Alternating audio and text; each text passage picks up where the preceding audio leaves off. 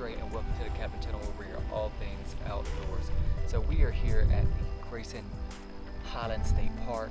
I say we, that's really just Poke and I. If you notice one that's missing, who is Azula, she's at home. She's had her stomach gets upset from time to time, so she wasn't able to make it this trip. But if you know Grayson Highlands, you know it's famous for the ponies, and I saw a couple coming up, but I didn't get a chance to film because there was so many people and it was very loud.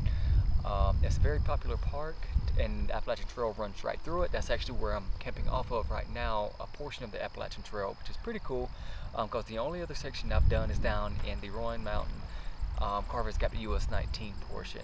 But I already got the tent set up. I took a nap earlier, which felt nice, and I had to actually rotate the tent a little bit. It was facing 90 degrees earlier, but I had to rotate it because the wind was hitting it two sides of one of its broadsides, and it was knocking it down. So we got that straightened out, but I think the next thing we're gonna do is go ahead and get some firewood up. I have some sausage I'm ready to cook tonight, along with some ramen in case the sausage doesn't work it out, but I'm pretty excited to try some sausage out for the first time. So next thing is to go get some firewood. I would say having a little handsaw like this that can pack up and put in your camping bag is definitely clutch, just because it's very lightweight and it's very effective for what it does. And this is a Silky F100. I just picked it up recently, a few weeks ago, and it folds out to two positions. The first one being here, and you can just hold like a little trigger here, and it folds backwards to a different position, allowing you for deeper reach. I would say this has probably sped up my firewood gathering probably by 5 times, because I still have the hatchet and it still works fine. I use it on smaller stuff or just to bust up stuff down the middle like this, but for bigger logs like this, I would be hacking away for hours just to make a fire. So this speeds it up by a lot.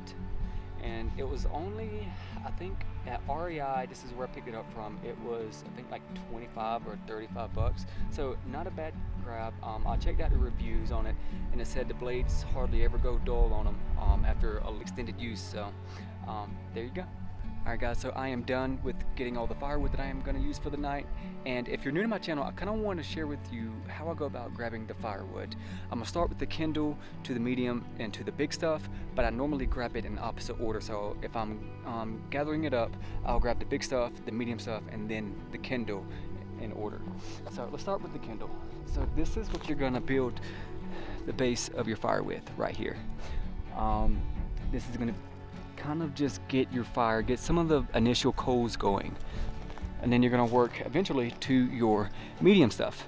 And this is like your branches, anything like that you can saw off. Actually, most of this was already here, which was nice. I didn't have to grab much of anything, honestly. Like, it was all here at this fire pit, which was nice. I think somebody over the course of this week has already come out, gathered it up and left it here. But it's all dried out, so I always grab dead stuff first. I never cut anything new, one, because I don't like to cut anything new. There's a lot of issues already with backpackers cutting down too much wood that they don't use. This is kind of a prime example, but I'm gonna use all this first before I even think about getting something new. And here is the big stuff. I'll grab maybe 5 to 10 of these, depending on how much I'm planning to cook or how long I'm planning to hang out by the fire. But there's already 1, 2, 3, 4, 5, and I have 2 more, so I have 7 of these, which each one I probably burn for at least 2 to 3 hours a piece. And this is what you want to build up to. This is gonna be the last thing you put on the campfire, and we'll show you guys tonight. But other than that, I am done with the firewood for now. I saw some ponies on the way up. The Highlands is well known for its ponies, so I'm going to try to go down and take some pictures of those, maybe get some footage of those, and just view them for myself for the first time, you know.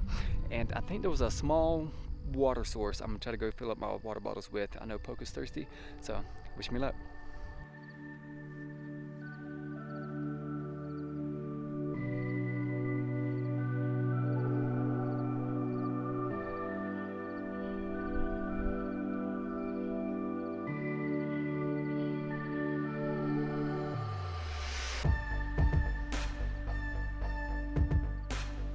So the ponies were a success. There was, I think, about 3 or 4 of them down where I went, but grabbing water was not a success. So I'm gonna have to be very careful and very frugal in how much water I take in tonight. I'm already thirsty and have to use some of the water to make the ramen. So we'll see.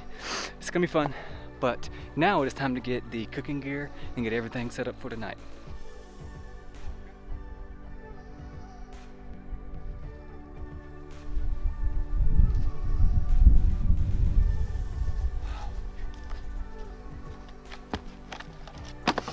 Oh yeah, I'm switching campfire sites because honestly this one just has better views by far than where I was up. And plus I'm cooking food and there's been a lot of bear signs, so I just want to keep all the food and all the goodies away, all the smell goods away from the tent, just in case we do have any visitors.